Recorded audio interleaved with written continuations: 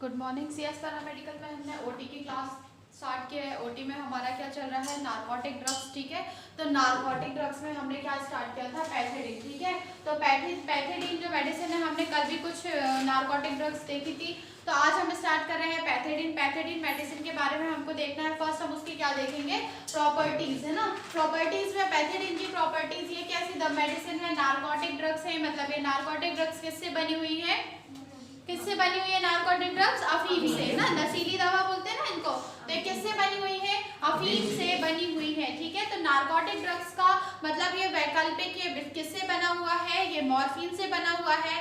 इस मेडिसिन को अगर हम देते हैं, ठीक है, इंट्रावीनस या आईएम, जैसे भी आप ये इंजेक्शन इसको देते हो नारकोटिक ड्रग्स को, तो ये मेडिसिन देने के बाद 15 मिनट बाद तुरंत इसका असर आ जाता है ना।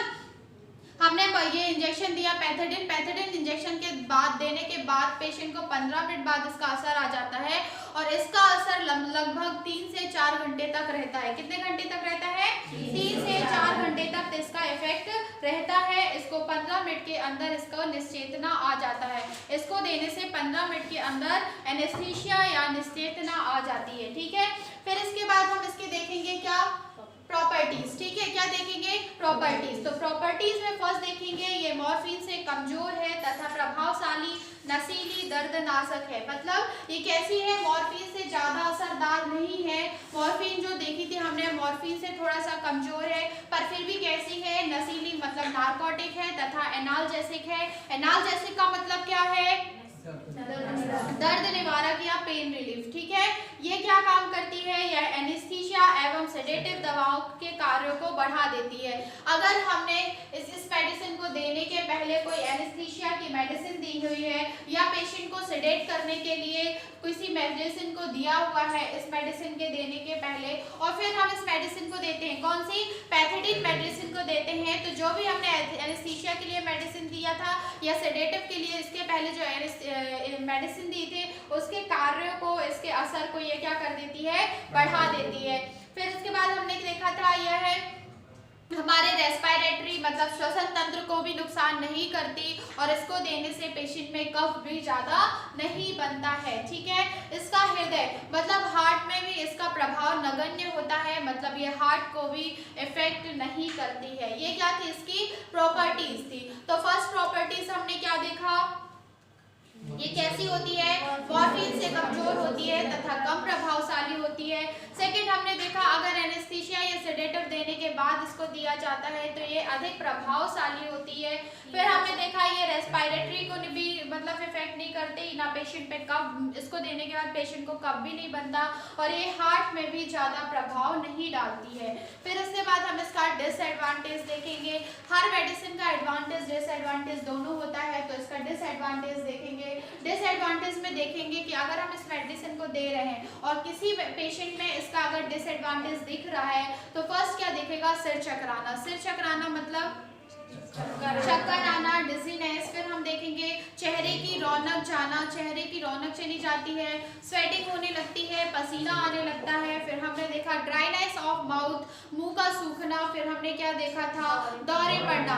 दौरे कब पड़ते हैं, इसकी भी कंडीशन थी कि अगर इसका ओवरडोज हो जाता है। ओवरडोज का मतलब है अगर इस मेडिसिन को जरूरत से ज्यादा दे दिया जाता है तो उस पेशेंट को क्या पड़ने लगते हैं, शॉक आने लगते हैं या दौरे पड़ने लगते हैं। ठीक है, तो इसका डिसएडवांटेज क्या था, फर्स्ट क्या था डिसएडवांटेज इसका, चक्कर आना। सेकंड क्या था, चेहरे की रौनक जाना। थर्ड क्या था, स्वेटिंग होना। फोर्थ क्या था, मुंह का सूखना। ठीक है, फिफ्थ क्या था, दौरे पड़ना। दौरे कब पड़ते हैं, जब ओवरडोज हो जाता है। ठीक है, उसके बाद हम देखते हैं इसकी एडिक्शन। ये ऐसी मेडिसिन है कि अगर किसी को, कोई व्यक्ति या कोई पेशेंट इसको कुछ दिन तक यूज कर लेता है तो वो क्या हो जाता है, इसका एडक्ट हो जाता है। क्या हो जाता है, एडक्ट। एडक्ट का मतलब होता है लत लग जाना। ठीक है, तो इस मेडिसिन को अगर कंटिन्यू 10 से 15 दिन अगर दे दिया जाए तो पेशेंट इसका क्या हो जाता है, आदी हो जाता है। ठीक है, इसके बाद हम देखेंगे इसके यूज। तो इसका यूज किस लिए किया जाता है,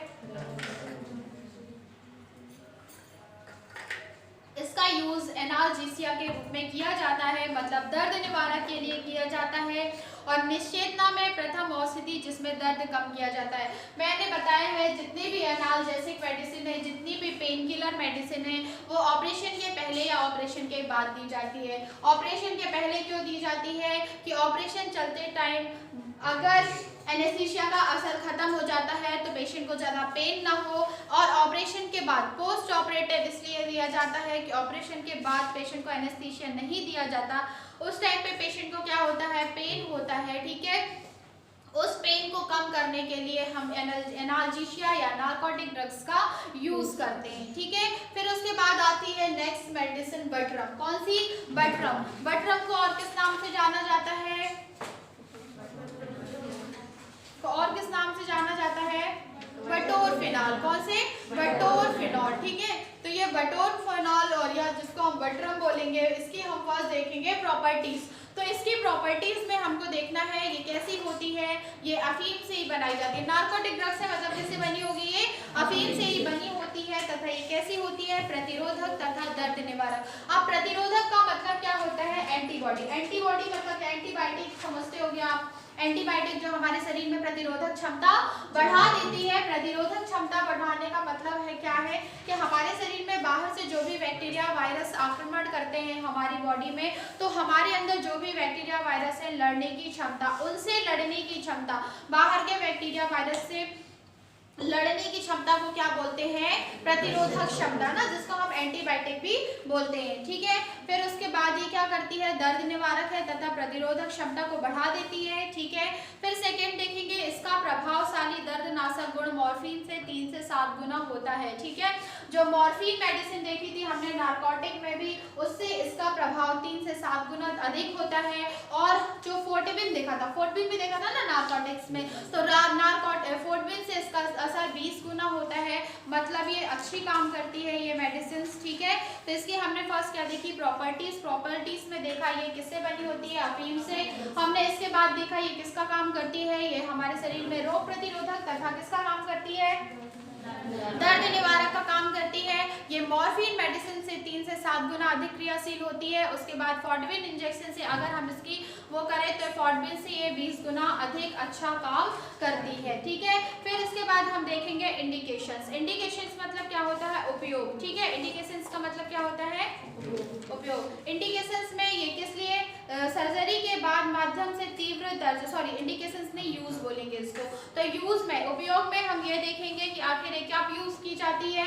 तो ये सर्जरी के बाद मध्यम से तीव्र दर्द में दी जाती है। मध्यम से तीव्र दर्द मतलब जब पेशेंट को नॉर्मल पेन है उससे ज्यादा अगर अधिक पेन हो जाता है ना, नॉर्मल से जब अधिक पेन हो जाता है, जब असहनीय दर्द जिसको बोलते हैं, जो पेशेंट सहन नहीं कर पाता, उस टाइम पे ये मेडिसिन दी जाती है। कौन सी मेडिसिन? कौन सी मेडिसिन? बटरम। कौन सी? बटरम। उसके बाद सेकंड देखेंगे एनेस्थीसिया या ऑपरेशन के पहले दी जाने वाली मेडिसिन है। ये चीज याद रखना, जो भी एनाल्जेसिया है, जो भी कौन सी नार्कोटिक ड्रग्स है, ये ऑपरेशन के पहले दे दी जाती है या ऑपरेशन के बाद दी जाती है ना, तो ये कॉमन है। फिर इसके बाद हम देखेंगे संतुलित एनेस्थीसिया में पूरक निश्चेतना के रूप में, मतलब एनेस्थीसिया को बनाए रखने के लिए भी इसका यूज किया जाता है, ठीक है। और कैंसर में, अगर कैंसर में दर्द होता है, कैंसर पेशेंट को जो पेन होता है, उस पेन को कम करने के लिए भी किसको दिया जाता है? बटरम को, है ना। कैंसर पेशेंट में जो कैंसर का पेन होता है उस पेशेंट को भी बटरम या कौन सा बटोरफिनॉल इंजेक्शन दिया जाता है। फिर इसका देखते हैं हम परिणाम। इस मेडिसिन को देने के बाद पेशेंट में क्या परिणाम देखे जाते हैं, हमको क्या परिणाम मिलते हैं, जिसको बोलते हैं एडवर्स इफेक्ट। एडवर्स इफेक्ट में हमको फर्स्ट दिखता है हाइपोटेंशन। हाइपोटेंशन का मतलब क्या है? निम्न रक्तचाप, ब्लड प्रेशर का कम होना हाइपोटेंशन है। तो अगर इस किसी पेशेंट में इसका इफेक्ट दिखता है तो फर्स्ट क्या देखेगा कि पेशेंट हाइपोटेंशन में चला जाता है, मतलब पेशेंट का ब्लड प्रेशर कम हो जाता है। सेकंड देखेंगे इस पेशेंट का सर चकराने लगता है, जिसको हमने बोला डिजीनेस। फिर वो क्या होता है? भ्रम में रहता है, जिसको बोलते हैं कंफ्यूजन। फिर उसके बाद हम बोलते हैं बड़बड़ाना और अति प्रसन्न चित्त तैरने का अनुभव करना। मतलब उसमें ऐसे ऐसे सिम्टम्स देख रहे हैं कि देखने लगता है उस पेशेंट को, उसको चक्कर आने लगता है, उसका सर घूमने लगता है, वो कंफ्यूज होने लगता है, उसको ऐसा लग रहा होगा कि हम हवा में उड़ रहे हैं, पानी में तैर रहे हैं। मतलब कुछ ऐसी भ्रांतियां उसके मन में आने लगती है अगर किसी को ये एडवांटेज दिखते हैं तो, ठीक है। ये अगर परिणाम दिखते हैं, ठीक है, ये मेडिसिन देने के बाद, ठीक है। और क्या दिखता है, पेशेंट को ईचिंग होने लगती है। ईचिंग होने, अगर इस पेशेंट का किसी को इफेक्ट दिख रहा है, इस मेडिसिन का किसी पेशेंट में इफेक्ट दिख रहा है तो उसको ईचिंग होने लगती है, ठीक है। और तो स्किन पर दाने आने लगते हैं। ईचिंग का मतलब समझते हो ना, खुजली होने लगती है, पेशेंट को खुजली होने लगती है और स्किन में दाने निकलने लगते हैं। उसका जी मचलाना होने लगता है। जी मचलाना मतलब क्या कहलाता है, नोजिया। क्या कहलाता है, नोजिया। और उसको वॉमिटिंग आने लगती है, ठीक है। तो ये थे इसके एडवर्स इफेक्ट। एडवर्स इफेक्ट में हमने देखा, फर्स्ट देखा सिर चकराना, सेकेंड हमने देखा उसको कंफ्यूजन होने लगता है, कहीं उसको लगेगा हवा में उड़ रहे हैं, कहीं लगेगा कि वो क्या कर रहे हैं, तैराकी कर रहा है, कहीं पे उसकी आंखों में कोई चीज 3 से 4 दिखती है, ऐसा कुछ होने लगता है। स्किन में काले काले धब्बे आने लगते हैं। उसके बाद उसको ईचिंग होती है, खुजली होने लगती है और हमने क्या देखा, नोजिया लगने लगता है और उसके बाद क्या होता है, वॉमिटिंग, ठीक है। ये सब क्या है, इसके इफेक्ट है। फिर हम इसके बाद देखेंगे इसका कॉन्ट्रा इंडिकेशन। कॉन्ट्रा इंडिकेशन मतलब निषेध, ठीक है। तो किस पेशेंट के को ये मेडिसिन नहीं देनी चाहिए, तो फर्स्ट किसको नहीं देना चाहिए, जो दवा के प्रति अति संवेदनशील हो, सेकंड जिसको क्या हो, हेपेटाइटिस हो, थर्ड हमने क्या देखा था, जिसको रीनल डिफ्यूजन हो। तो दवा के प्रति अति संवेदन मतलब जिसको हमने बोला था हाइपर सेंसिटिविटी, जिसमें सेंसिटिविटी बोलते हैं ना, बहुत ज्यादा सेंसिटिव है। सेंसिटिव व्यक्ति समझते हो ना, सेंसिटिव, अगर इसको कोई भी चीज दे रहे हैं, इसमें बहुत ज्यादा सेंसिटिव है, अगर इसको कोई चीज दे रहे हैं तो जल्दी नुकसान करेगा। सेंसिटिव का मतलब ये होता है, हमने बोला होगा यार उसके स्किन में रेडनेस ज्यादा दिखती है, रेडनेस दिखने का मतलब क्या है, ये बहुत ज्यादा सेंसिटिव है, उस किसी भी चीज का उसको जल्दी इफेक्ट होना।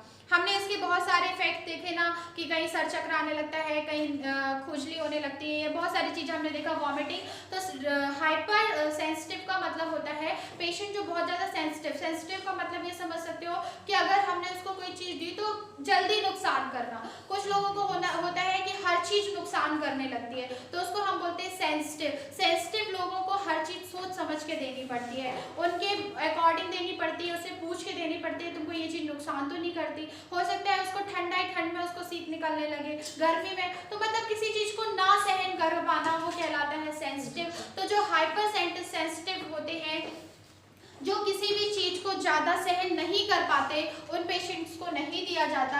हेपेटाइटिस सुना होगा आपने, हेपेटाइटिस एक रोग होता है, अगर किसी पेशेंट को हेपेटाइटिस है तो उस पेशेंट को भी ये नहीं दी जाती। फिर हमने देखा रीनल डिफ्यूजन, क्या देखा, रीनल डिफ्यूजन, रीनल मतलब होता है किडनी, जिसको किडनी की प्रॉब्लम होती है उस पेशेंट को भी ये मेडिसिन नहीं दी जाती है। ये हो गए इसके कॉन्ट्रा इंडिकेशन मतलब निषेध हो गए। अब हम देखेंगे ओवरडोज इफेक्ट। ओवरडोज इफेक्ट का मतलब होता है अगर किसी पेशेंट को इस मेडिसिन का ओवरडोज दे दिया तो क्या क्या होगा, ठीक है। तो इस मेडिसिन की अगर अधिक मात्रा से क्या होता है, सेंट्रल नर्वस सिस्टम तथा कार्डियोवास्कुलर सिस्टम प्रभावित हो जाता है। अभी हम नर्वस सिस्टम भी पढ़ेंगे और कार्डियोवास्कुलर सिस्टम भी पढ़ेंगे, तो उसके ब्रेन में इफेक्ट पड़ना पड़ता है। सेंट्रल मतलब ये जो बीच वाला भाग होता है ना, तो जो सेंट्रल नर्वस सिस्टम उसका इफेक्ट हो जाता है। उसके बाद कार्डियोवास्कुलर सिस्टम मतलब उसको हार्ट की प्रॉब्लम भी स्टार्ट हो जाती है, ठीक है।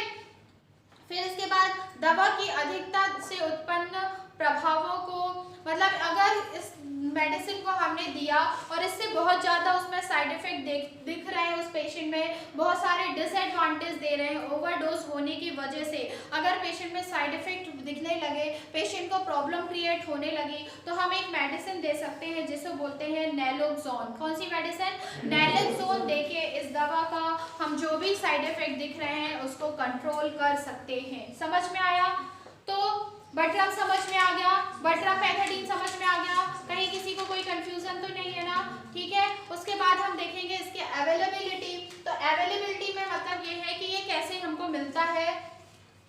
तो 1 ml का एम्प्यूल आता है, 1 ml के एम्प्यूल में कितनी मेडिसिन होती है, 1 mg। कितनी होती है, 1 mg। 1 mg होता है 1 ml में, ठीक है, और 2 mg होता है कितने में, 2 ml में। पर एम्प्यूल एक ही होता है, एक एम्प्यूल में 2 mg 2 ml का मतलब एक एम्प्यूल होता है 2 ml का, एक एम्प्यूल होता है कितने का, 1 ml का। 1 ml में कितनी मेडिसिन होती है, 1 मिलीग्राम, और 2 ml में कितनी होती है, 2 मिलीग्राम। समझ में आ गया, ठीक है। आज की क्लास यहीं पे ख़त्म करते हैं। इसके बाद हम स्टार्ट करेंगे कौन सी, सुफेंटानिल सिट्रेट। ठीक है, थैंक यू।